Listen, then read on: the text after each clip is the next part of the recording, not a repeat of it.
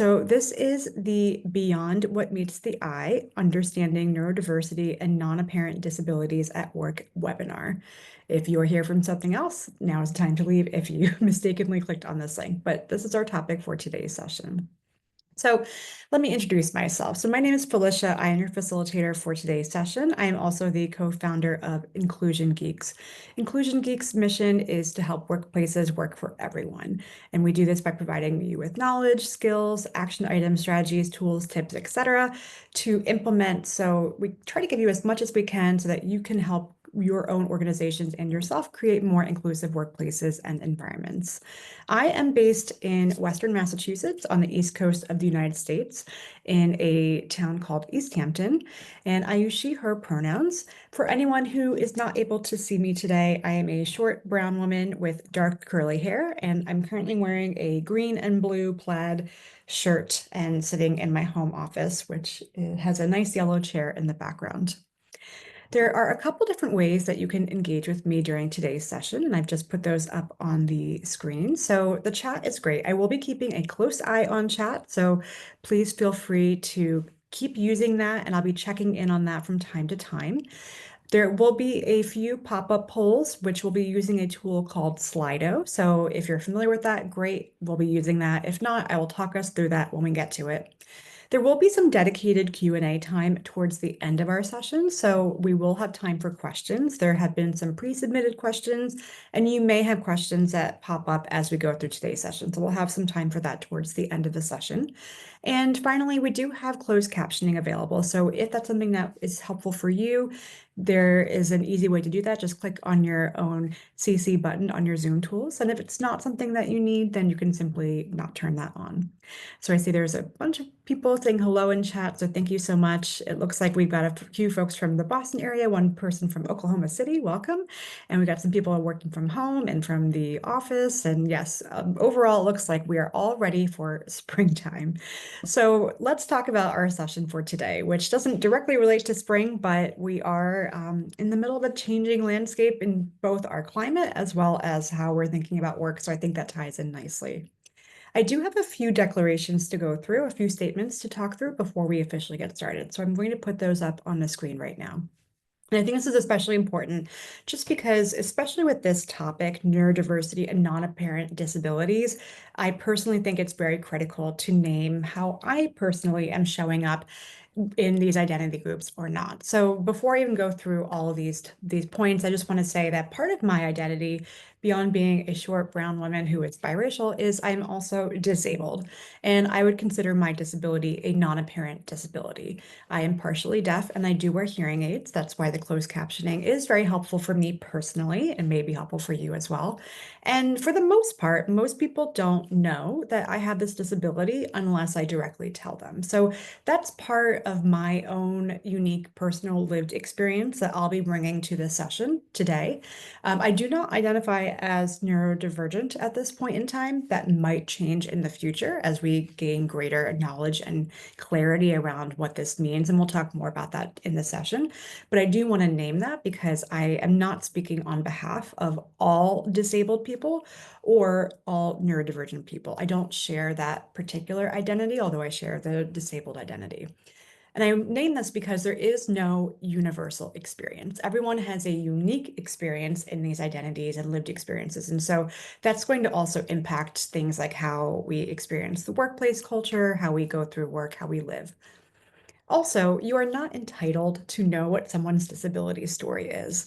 I am pretty open with sharing my own disability story, but I wasn't always so open about that. It took me time to work through my own understanding of myself and my experiences. And so it may be something where you would love to know, is somebody neurodivergent? Do they have fill in the blank diagnoses? But we are not entitled to that knowledge. Diagnoses are not mandatory. So just because it can be very important because they can be important for people to receive medication, social benefits, but not everyone has access to resources such as a professional who could diagnose them due to, gosh, there's so many reasons, right? Long wait lists, insurance coverages, time, money, access, medical trauma, stigma, discrimination. Other people don't always feel like a diagnosis is necessary. And so I personally believe that a diagnosis should not be a mandatory requirement in order to receive a reasonable accommodation, especially within a workplace environment. I'm not a doctor. There is no PhD or MD behind my name, so I will not and I cannot make any diagnoses myself today or in the future. I don't intend to be perfect or all-encompassing, and that's simply because I don't believe in the concept of perfection. I would love to be perfect if I could, but it's just not feasible and not possible. And so we have an hour together. It'll go by quickly. We'll scratch the surface, but there will still be more to get into and more to learn. And that's okay. This is just an introduction. And the time is not going to be enough. Finally, these are not new concepts, but for a lot of us, they may feel new. And part of that reason is because there's been a huge increase, especially in the last few years, and in the last year or two, especially around advocacy, discussion of these topics, people feeling more comfortable bringing this into our common workplace discussions, things like that. And so there has been an increase in awareness and also new language with which we're using to talk about these topics. And so that's also something where whether or not you are deeply familiar with these topics from a personal or just an educational perspective, or it's new to you, some of this is also because we just as a society have been more open and more gotten more specific about talking about some of these topics. So these are just my opening declarations to help set the stage, and hopefully that helps you all feel a little bit more grounded in terms of both where I'm coming from and also perhaps where you're coming into this conversation from. So with that being said, some of you might be interested in some definitions. And so I'd like to start off with defining some terms, especially around, we're going to start with disability and then we'll move into neurodivergence. Now, I'm going to define all the terms myself, but again, I'm not perfect. I'm not all encompassing. So I would love to start with what you know. And so I do think that definitions are important because they highlight what we know and what we don't know. And for some of these topics, it's not easy to define these terms and conditions. We think to ourselves, okay, I think I understand what this means, but it's not always easy to actually explain it to ourselves or to other people's. And I do think that language is very important because it defines who we are. So what comes to mind when you hear or read these words, non-apparent disability? Or if you want to think about this a different way, how would you define non-apparent disability? So think about that for a moment. Now, this is our first Slido poll. So again, if anyone's familiar with this, go ahead and jump into the Slido. If this is your first time using this tool, the way it works is you can use a device like a phone if you have access to one handy, and you take that QR code, or you can go directly to slido.com and use the code 3434686 and get into the poll. The question will pop up for you. What comes to mind when you hear or read non-apparent disability? And I see there's at least one person in there typing away. So we'll take a moment or two and let you all type in so we can see what you all come up with. And don't worry, I will share my definitions in just a moment, but we're going to start with what you all know. If for some reason the Slido is just simply not working for you because technology sometimes does not work in our favor, you can also send me a public or a private message if you would like to share through chat. So I see one person put the code in. We'll ignore that one, but we've got some information coming through, and I see some chats coming through as well. So we've got in chat, I'll start there. We've got invisible disability, a hidden disability, not visible, something that's not visibly apparent. We've got a lot of that visual aspect that people are coming through in chat with. What I'm seeing come through over the Slido is not visible, invisible, also very top of mind for a lot of us. Let's see what else we have here. We have some more specifics. So we've got people sharing ADHD, autism, low vision, a chronic illness, depression, something that's hidden or not obvious, perhaps not noticeable, something we can't see, dyslexia. Let's see what else do we have here. Not specific. Non-visible disabilities, not obvious to the naked eye, depression. Yeah, so it seems like there's still some folks typing, so I'll make sure we get everyone's comments in here, but it seems like we're all pretty much on the same page. Let's see what else we have here. Cannot be viewed externally immediately using quote unquote stereotypes. Hidden, not noticeable, no physical symptoms, severe anxiety, phobias, Yeah, absolutely. So lots of stuff to unpack here. So we've got some real specifics. We've also got some broad generalizations here. Thank you all for sharing this and for providing me with your understanding and your thinking around non-apparent disability. So I'm going to switch now and tell you how I'm defining these terms. So the way that I define non-apparent disability, and this is according to a group called the Invisible Disabilities Association. I like their definition a lot. So they define it as a non-apparent disability is a physical, mental, or neurological condition that is not visible from the outside, as we've all seen, we shared just now. Yet it can limit or challenge a person's movements, senses, or activities. So I like this definition because it both identifies the condition and the fact that we cannot always assume the fact of someone's identity just by looking at them or perceiving them. And it also includes a little bit of the impact of what this disability may have on folks. Now, simply put, it is a disability that is not immediately apparent or obvious. Of course, not everyone has vision, so that visibility aspect of how we're defining this is something we have to keep in mind as well, because it's not always about what we see, but what we perceive. So health conditions, disabilities, not immediately apparent. And I would say that we probably all have some idea, which I think goes into that statement someone shared earlier on that stereotype of what we think a disabled person looks like, right? So someone in a wheelchair, maybe someone using a cane, someone with a guide dog. Those are things that come to mind, for me at least, pretty quickly when I think about disability, even though I myself have a non-apparent disability. But there are many different ways in which disability presents, and we can't always know that someone is disabled or what their disability is just by looking at them or just by perceiving or interacting with them. So there were a few disabilities that came up earlier. So anxiety, ADHD, autism. There are other conditions that are not always visibly apparent, which could include hearing loss, like my own, motor functions, cancer, back pain, PTSD, depression, digestive disorders, learning disabilities, chronic pain, chronic fatigue, diabetes. There's a whole host of conditions that can fall underneath this definition.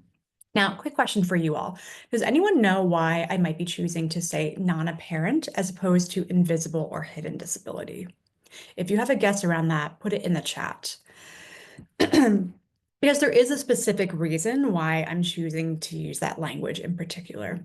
And the reason for that is because when we say invisible, it implies that the person who is observing can't recognize the disability, but it also implies that perhaps that disability does not exist because we can't see it. And so if we use the word hidden, it also implies that the person might be perhaps deliberately hiding their disability, or that, and this was told to me when I was growing up, that it's preferable to hide or downplay aspects of your disability to conform with what we might consider to be normal, and that we should hide our disabilities. We should hide who we are. So I like saying non-apparent because it validates the external presentation of the person and your disability, while it also holds space for that internal lived experience of the person. So just a quick note on language there as well. And I see there are some chats as well that are supporting this. So thank you for that.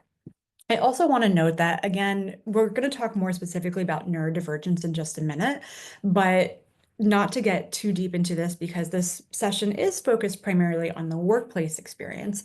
But I do want to name that there are instances of misunderstandings and misinterpretations because we can't always know or assume or understand people, how they present and what they're doing just by looking and briefly interacting with them. And so I do want to just hold space and name that there was a recent killing of a young man named Victor Perez, who was a nonverbal autistic child, and he was shot by police during a mental health crisis. And part of it was because they didn't understand what was happening, what his identities were, and how he was reacting to their presence. And so it is a heavy topic, but I'm naming that because these have real consequences for folks who do have these identities. And it's not just about how can we work better together, but also literally sometimes about life or death. And the current administration here in the United States is moving towards deliberately starting to target folks with disabilities around resources and access and funding. And so these also are going to have immediate short-term and long-lasting long-term impacts. So Let's continue talking a little bit more about language because how we talk about disability really does matter as well. Disabled isn't in and of itself a dirty word or a bad word. It's just a fact of life. But if we're thinking about how can we be more intentional about language, that can help us both decrease the stigma and also demonstrate respect for people who do have disabilities. There are a couple different ways to approach language. And so you see here on the slide, we have person first, and we also have identity first language approaches. Person first language would be saying, for example, in this example here, I am a person who has autism.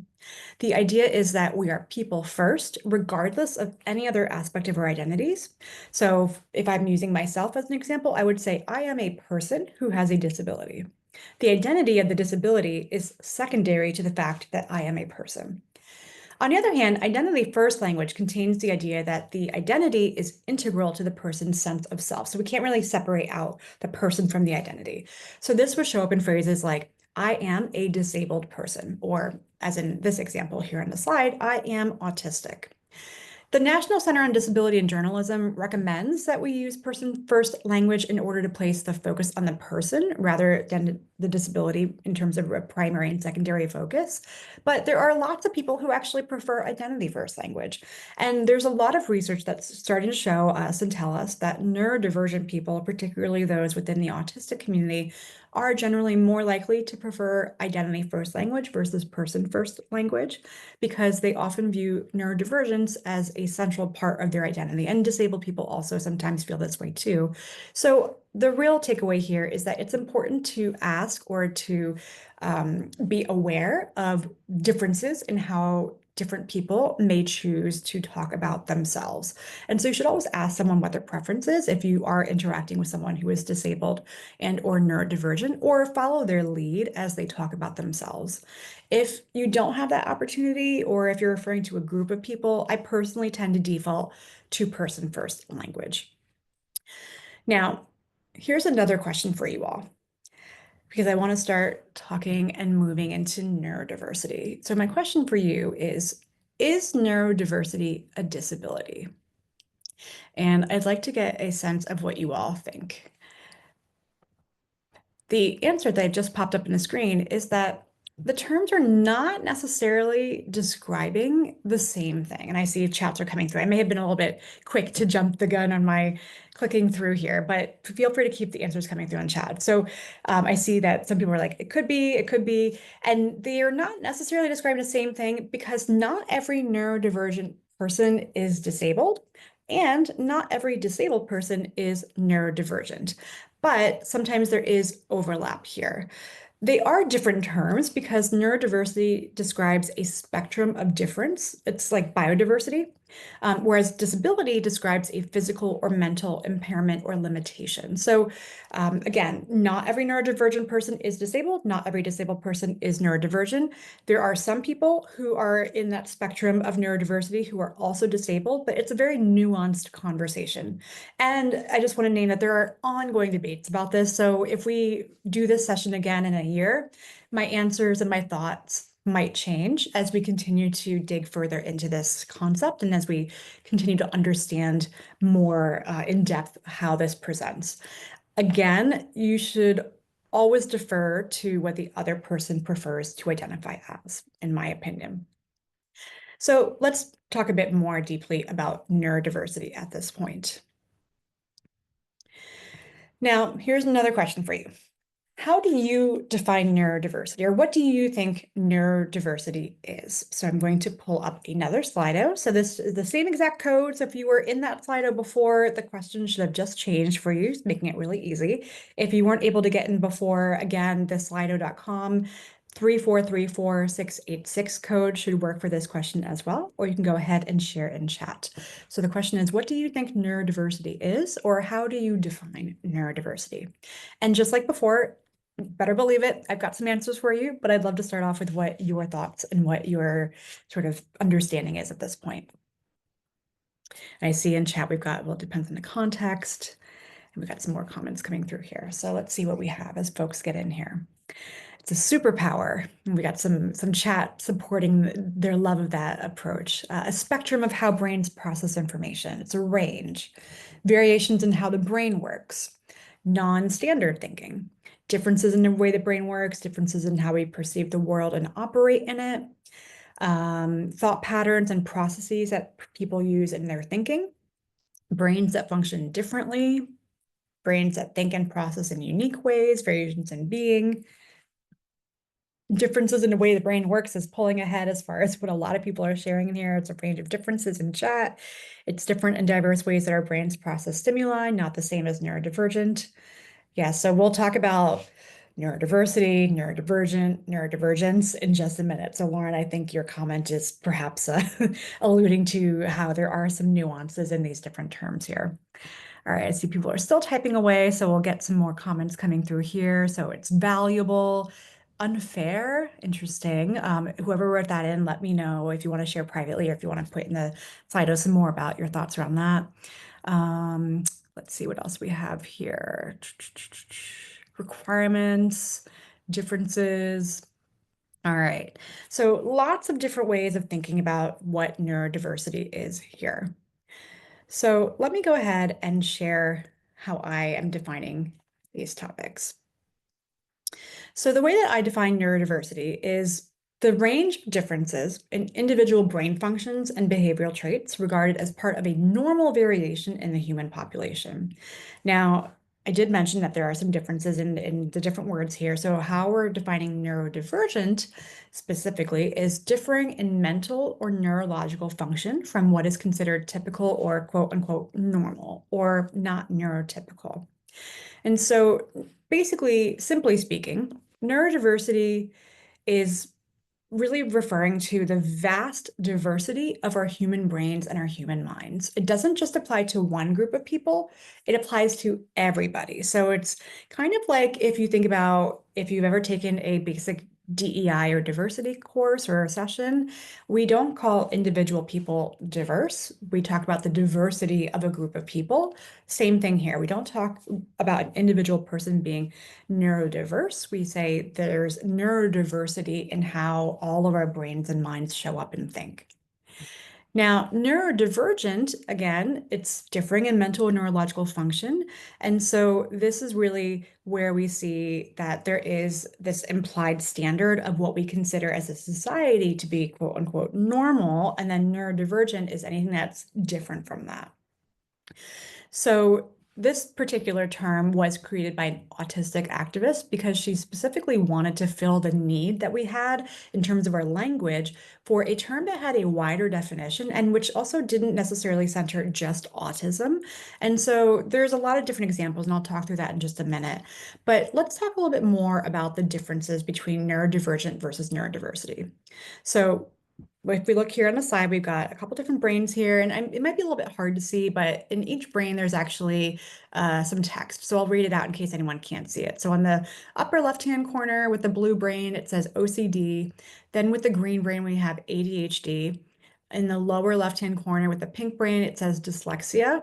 And then on the lower right-hand corner with the yellow brain, it says autism. So each of those people is neurodivergent, and there are lots of different ways to be neurodivergent.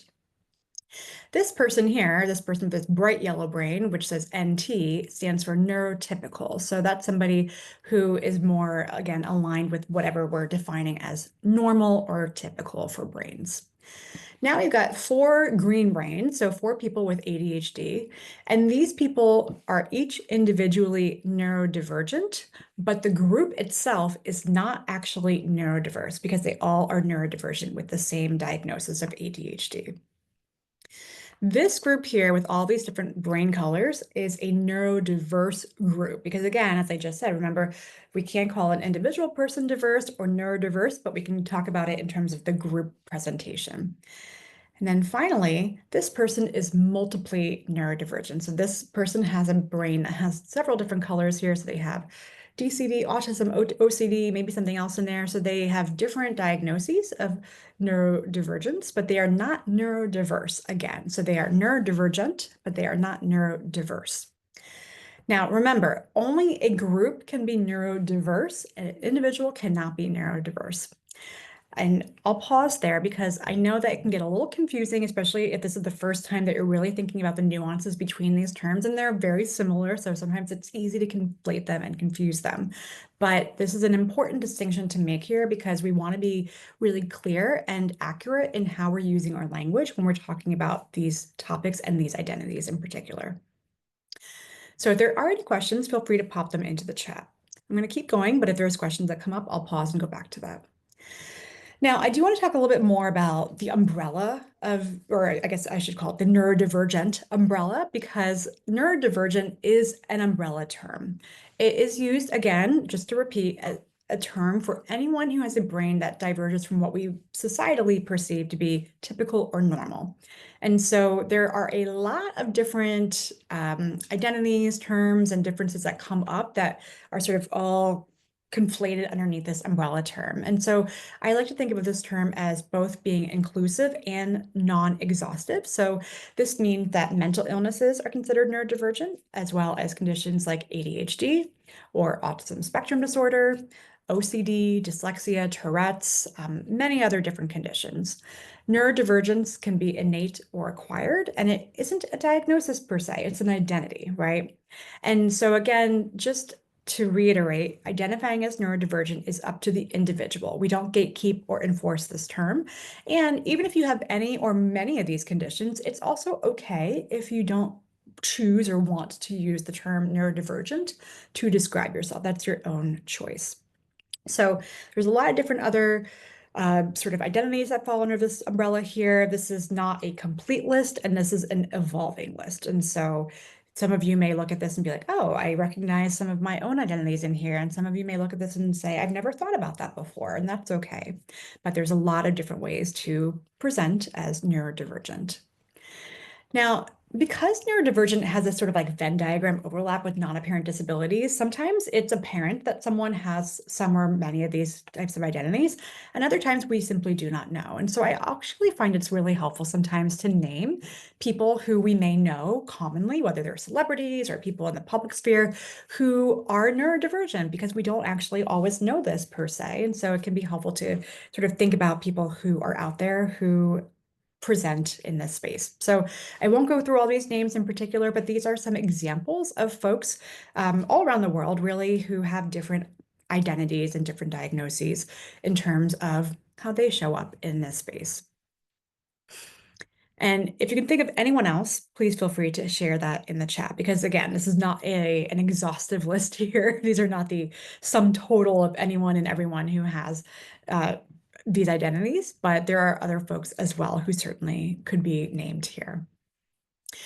Now, let's talk a little bit about the research, because if you've ever taken one of our webinars before, you know that we love our research and our data, and everything that we do is grounded in research and data. So I'm going to quickly talk through some different numbers and facts here. So research suggests, and this is again ever evolving because data is continually getting updated and we're doing more research, but around 20% of the world's population is neurodivergent. So that's about roughly 66 million people today.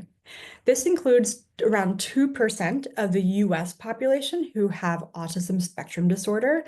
Just to kind of help you put that into perspective, by comparison, around 2% of the world's population are redheaded. So think about that if you're trying to struggle with what does 2% actually sort of look like, or how does that present? But only 22% of people with autism are employed. So that's also a major issue and factor that plays into these identities. Research also suggests that teams with neurodivergent members can be 30% more productive than teams who do not have neurodivergent members on that team. However, again, neurodivergent individuals remain the most unemployed group of all disabilities. Also, there's roughly between 30 to 40% of neurodivergent adults are currently unemployed, and unemployment rates for college-educated autistic adults could be as high as 85%. And the reason, in part, that this number is so high is because not all of our workplaces are actually set up to support these individuals. And so that's where I'm going to spend the latter half of our time together talking through these topics around how can we think about creating more inclusive workspaces. And I see in the chat that we have, oh, we don't know if we ever confirm the diagnosis. Thank you for letting me know. I will follow up on that afterwards to confirm whether or not that's actually the case. So appreciate that. So let's talk about barriers to inclusion at work, because there are barriers, there are challenges that exist. And so these are some of the attitudinal and systemic barriers that we see come up within workplace environments.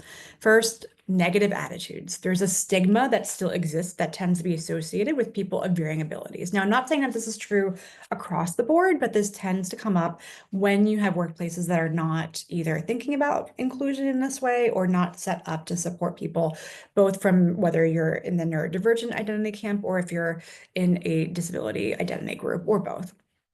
Accommodations is another big issue. So a lot of times workplaces don't have the appropriate accommodations. And if we're looking at this from a global perspective, the US actually is a huge leader in this space because of the ADA, and that's amazing for folks who are here in the United States.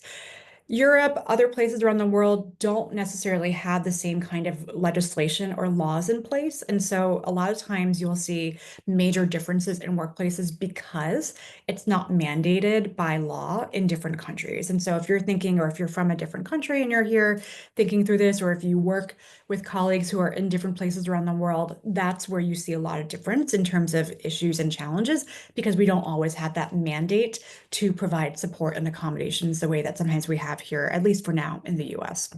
There can be penalties for calling in late to work or calling out sick, which happens a lot if you have some of these identities sometimes. There can be a lack of representation. So that could both be because we don't know, because again, not everyone discloses or shares, and there's no obligation there, but we also don't always simply just have that representation, especially at higher levels. And so that can be a real issue for people, because if you don't see yourself in a position, in a role in an organization, it's a lot harder to envision yourself being part of that group as well. General discrimination, microaggressions still very much persist across the board. And there are differing views in terms of what's considered quote unquote professional and what kinds of behaviors are typically rewarded at work. So again, this can depend on where you are in the world, because there are different cultural nuances here, but especially here in the US, people who are more extroverted, who are more lively, who are more social, tend to be rewarded when it comes to workplace environments and things like getting promotions or getting ahead, getting a bonus. And people who may be more introverted or not as prone to showing up in certain ways because of their identities may not necessarily be rewarded in those same ways because of how society has built these structures in place. And there can be issues around just not getting ahead in your career and being excluded.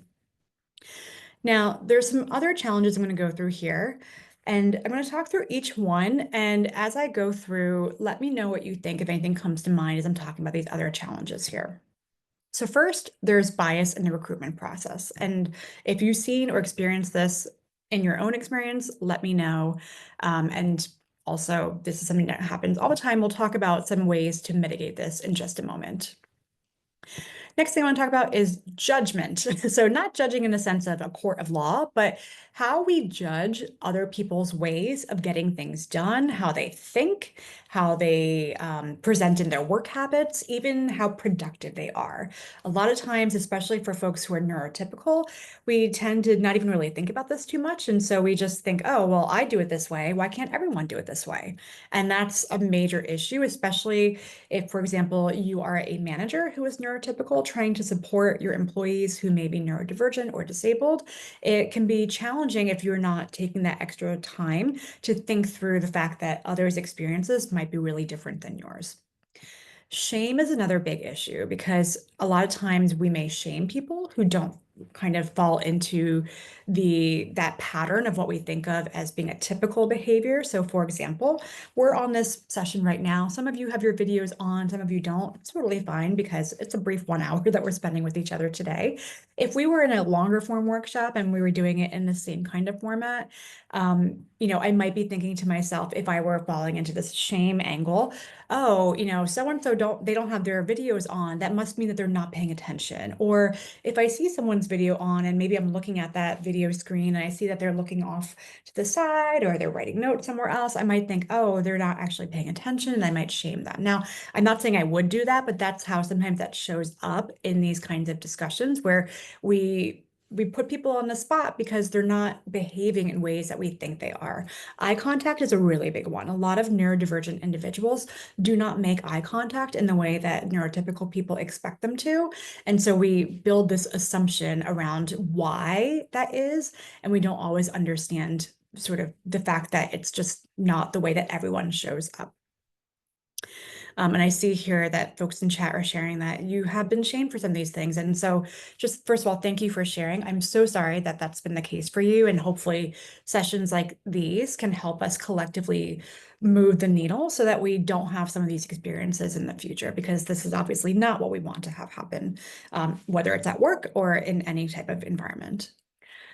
Normalizing ableist slurs and using them. So I am a elder millennial, so I'm in my, I guess, early to mid 40s at this point. And when I grew up, I used ableist slurs all the time because that was just part of my lexicon. And I didn't know that those were ableist, that they were discriminatory, that they were microaggressions, or in some cases, macroaggressions. So for example, it's still an active process, but I have tried to retrain my brain and retrain myself to, instead of saying, oh, that's so crazy, I say, oh, that's wild. That's just the word that I use to try to replace that. But it's hard because it's so deeply ingrained in me, and my brain still thinks you should just say that. And so it takes active processing for me to not use ableist slurs. I won't say other examples because I don't want to perpetuate them, but if you do have questions around that, let me know in chat. I'll be happy to share more later on. Now, next thing I want to talk about is assumptions and just general lack of awareness, because a lot of times we just, again, we have these assumptions. Oh, you're not in a wheelchair, so you can't be disabled. Or we just don't know what we don't know. And that's not always a pass, but it just means that there are challenges in the workplace because people don't have full understanding of what we're talking about here, and also how to support people who have these identities.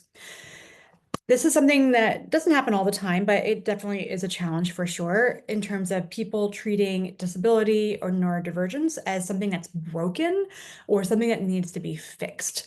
Now, that's something that, again, these are not, like, I don't consider myself broken. I don't know if I would consider my disability a superpower per se, although actually it does give me some benefits here. It's just simply, it's part of who I am. That's just the simple fact of it. It is who I am, and I don't need people to try to fix me. I just need people to understand that I might need different accommodations, closed captions, other things like that that might just help me do my job better, but it's not something that needs to be fixed in me. I'm not a broken person. I'm a whole person.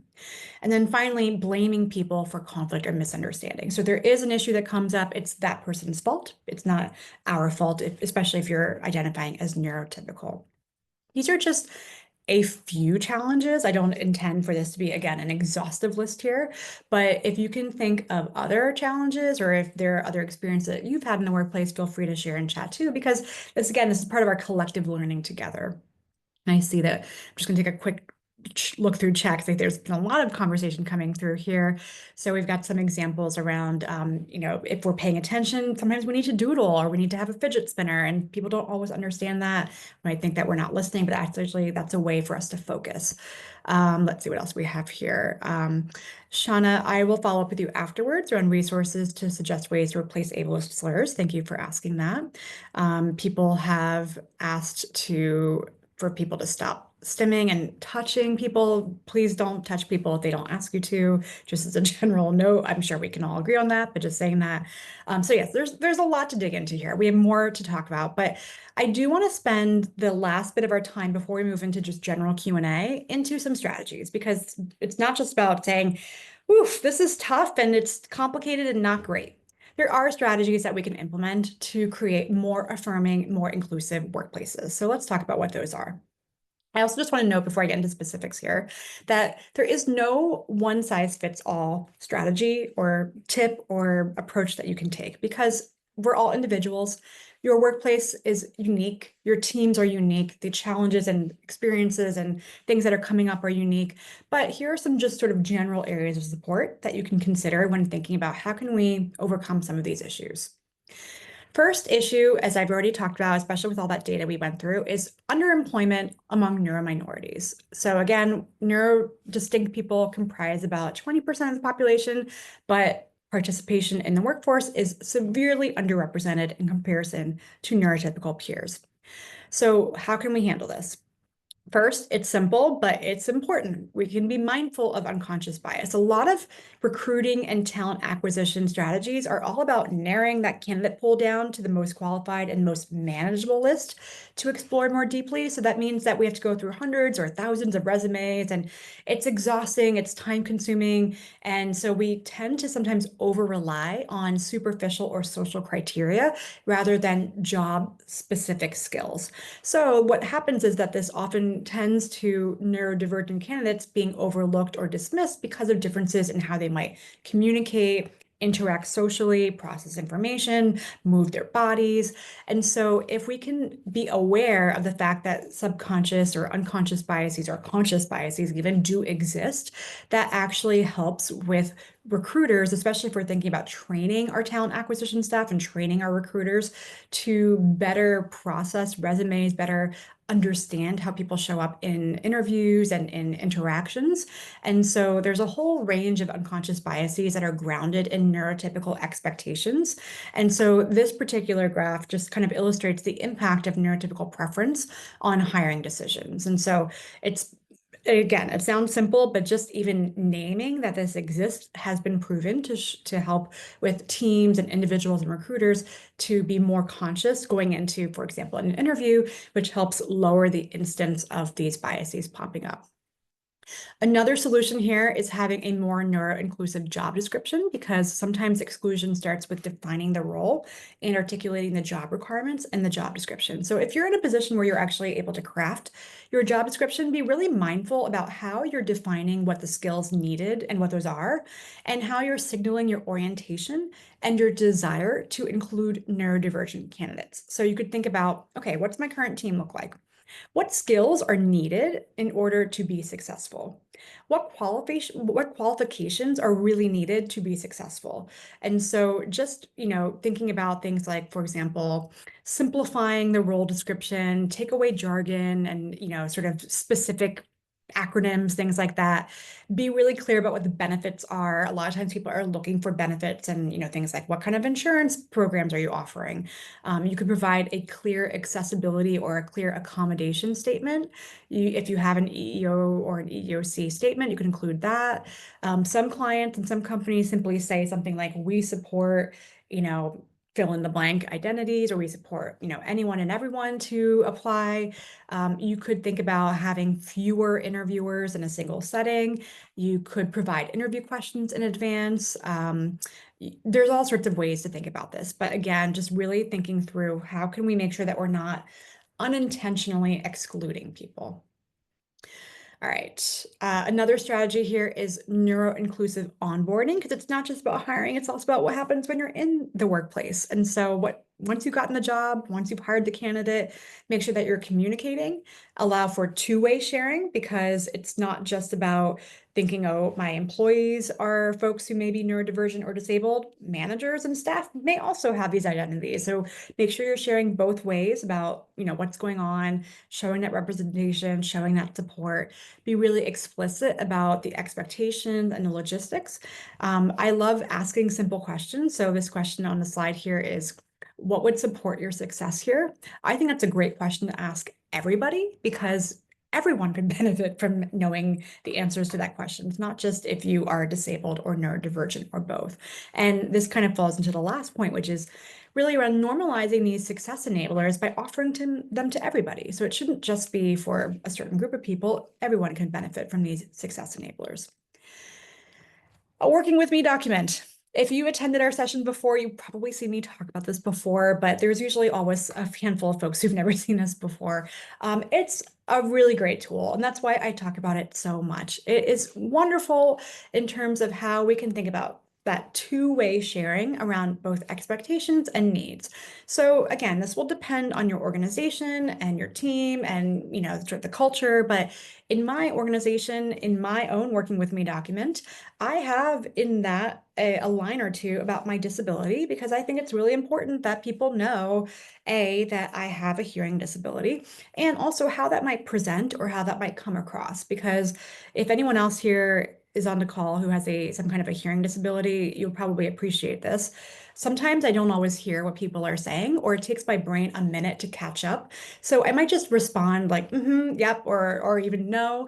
And I don't actually know fully what I'm answering because it hasn't fully caught up yet.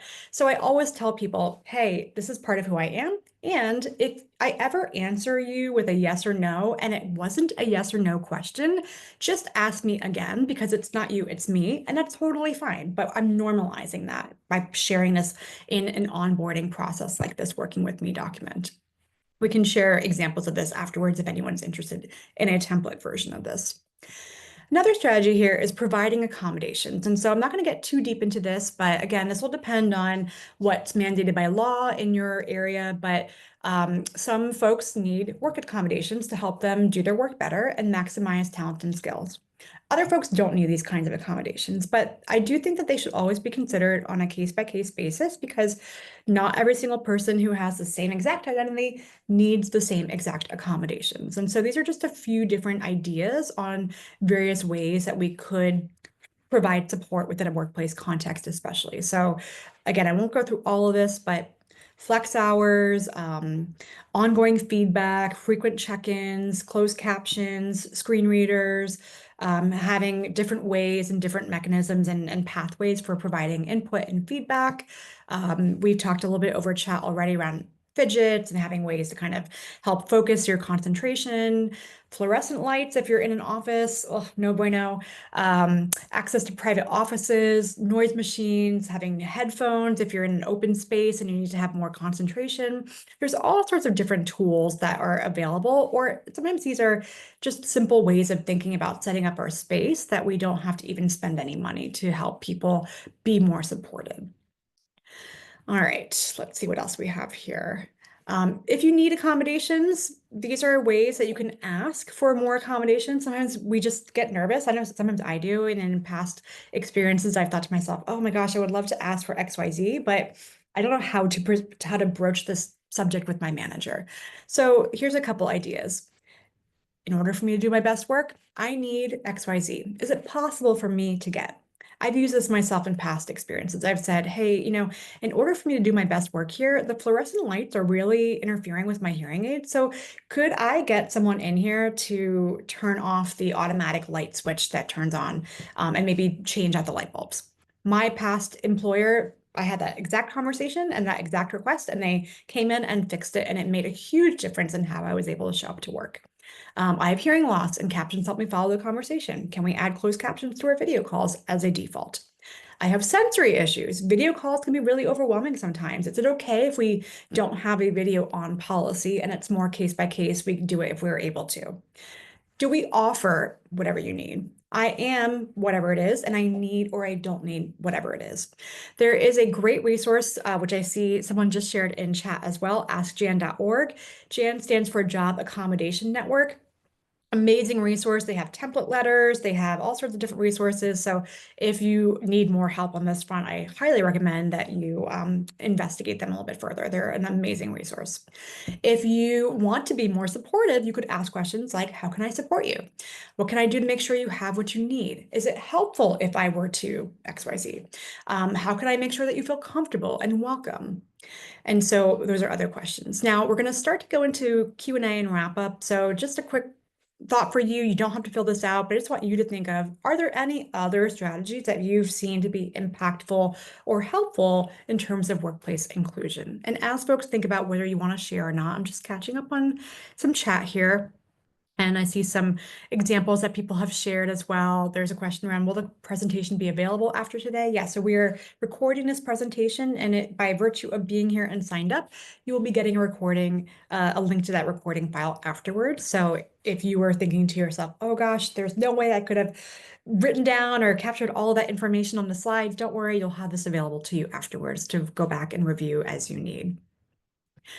Okay, so I do see a couple people are typing in here, so let's make sure we save some time and give people some chances to share.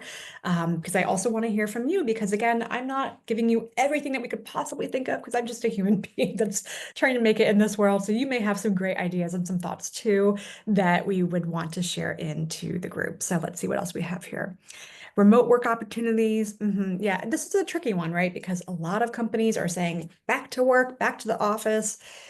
You may or may not have any power over that, but if you do have some input, I would say, default to hybrid if you really need to. But remote work has been such a boon for people who are disabled, who are neurodivergent, even just people who might be dealing with childcare or just caregivers, whatever it might be. There's been a lot of great examples for why remote care is really helpful. Using detailed calendars, giving extra time to get to meetings. Oh my gosh, yes, especially if we're doing in-person meetings. I usually work mostly from home nowadays, but I still remember running through the hallways and up and down staircases trying to get to a different room to start on time, because you can't just immediately zoom into whatever meeting you're in person. Ask what tools people need for their success. Absolutely. Let's see what else we have here. Be open to new ideas. Ask everyone, because everyone can benefit from this. More time between meetings. Yeah, some organizations I have noticed we can build in. So it's, instead of a 30-minute meeting, it would be a 25-minute meeting. So you automatically have a couple minutes in between. So lots of great ideas here. We have about 10 minutes to go, and I know that some people have to hop, which is totally fine. This is being recorded, but what I'm going to do is first just quickly show you a QR code, which is a link to a feedback survey. I would love to get your thoughts on this session or in general, what you're interested in learning more about. We do have another webinar coming up next month in May, which is really going to be specifically targeted for small businesses. So if you work at a small business, or you lead, or you are a small business, this is all going to be about practical strategies for leading inclusive small businesses. We haven't finalized the topic for June quite just yet, but sneak peek, it is going to be probably on AI and how that kind of aligns with inclusion or not, as the case might be. So keep an eye out for that if that comes up, or if you're interested in those topics.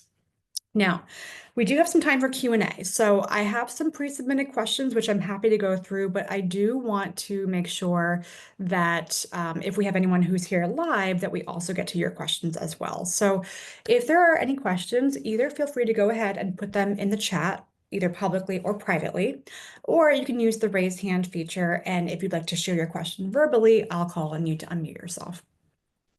And all right, so I see there's one question more around logistics. Can we review the templates of the Working With Me document? Yes, what I'll do is I'll send out the template in a post email as well, so you have access to that. It's pretty straightforward and you can really make it your own, but I'll give you all a template for that. I'll make a note of that right now, so you have that available to you. It's a wonderful tool. I highly recommend it.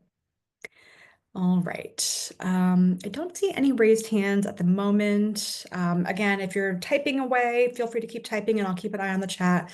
But I'm going to start with maybe some questions that came through in Eventbrite beforehand. So let's see. This person shared before the session started that they were asking how could they best support their neurodivergent colleagues. So hopefully you have some ideas from the session today, but there was also some question around how can you approach someone who might be neurodivergent, but they haven't disclosed it to you? Maybe they don't know, I want to support this person better. So the idea is that, again, we're not entitled to anyone's diagnosis, and especially if you're not sure if the person themselves know, I would be very cautious about how you approach this. I would probably approach it more from the standpoint of thinking about a success enabler. So hopefully some of the ideas we've talked about will help you, but using some of those questions like, how can we help you get set up for greater success in this role, on this team, at this organization? Really try to involve that other person because they may think of things that you may not have thought of, but it could also be you saying, hey, by the way, we have all these resources that are available to us. If you need anything in the area of, again, accessibility, or if it's helpful to send agendas ahead of time, whatever, let me know so I can make sure that I'm supporting you in the best way possible. So again, I would just be very careful because you want to be respectful, but you don't want to make any assumptions, especially because, again, we just don't know sometimes, and so we shouldn't just automatically assume. Some person had asked here as well about ADHD, in particular around what accommodations have specifically helped those folks who do have ADHD. So again, I don't have this identity myself, but from research and data and other folks sharing, what we've learned is that flexible deadlines, when possible, are great. Working from home or remote first work is also really helpful. Giving people the options to have frequent breaks, also giving people the ability to have chunks of uninterrupted work time. That's helpful for me, even though I don't have ADHD. I need to have big blocks of uninterrupted time where I can think and create and make things. Noise canceling headphones are really helpful. Calendars to keep track of deadlines can also be helpful. And if you're a manager who's trying to help or support an employee with ADHD, something that can be really, really beneficial is helping your employee break up a big project or a big task into smaller bite-sized chunks so that they don't have to tackle this huge thing all at once, but they can do it bit by bit. All right, I'm going to pause and see what else is coming through here. All right, so for the person who messaged me privately with the question, yes, I will follow up with your personal email. Just that's easier than me writing back right now. All right, and then let's see, we have another thought here. Body doubling helps, sitting and working concurrently helps too. Thank you, Amber, for that great suggestion. Another question that came through was, what are some ways to help support neurodivergent kids? Now, hopefully you don't have any neurodivergent kids in your workplace because they should be kids and not working. But obviously, while we're focused mostly on the workplace, this is something that does come up and it's important to talk about. Really briefly, there's a resource called the Neurodiversity Hub, which I found to have a ton of great resources. So if you're thinking specifically about kids, I would check out the Neurodiversity Hub. All right, let's see what else. Oh yes, I did talk about this a little bit already, but there was a question that came through which said that, or basically offered that disabilities tend to be more of a taboo topic in Europe, and why? And what are some solutions in raising awareness? So I touched on this a little bit, but one thing I'll mention is that it's interesting because disability is one of those identities that's kind of an open door identity. Anyone and everyone can become disabled at some point in time. And if you consider age as a disability, then we're all going to become disabled at some point in our lives, hopefully. I say hopefully because hopefully we all age to the point where we would be elderly.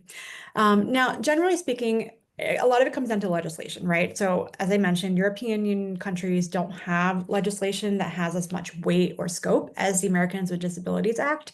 And historically, the default tended to be to hide people with disabilities away and keep them at home or institutionalize them, rather than kind of forcing organizations and businesses to provide accommodations and make them accessible.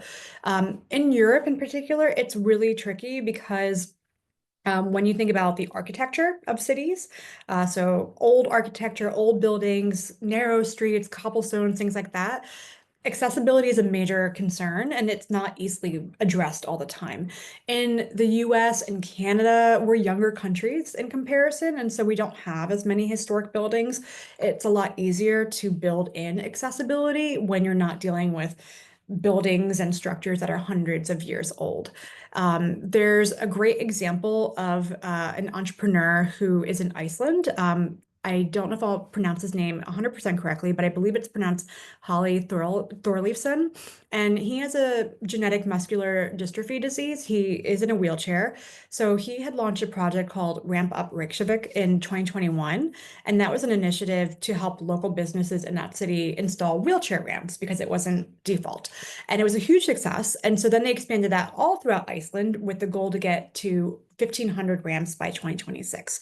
So sometimes an individual person can help shift that narrative, but those are some of the challenges that we see in terms of disability in Europe and how it's treated and discussed.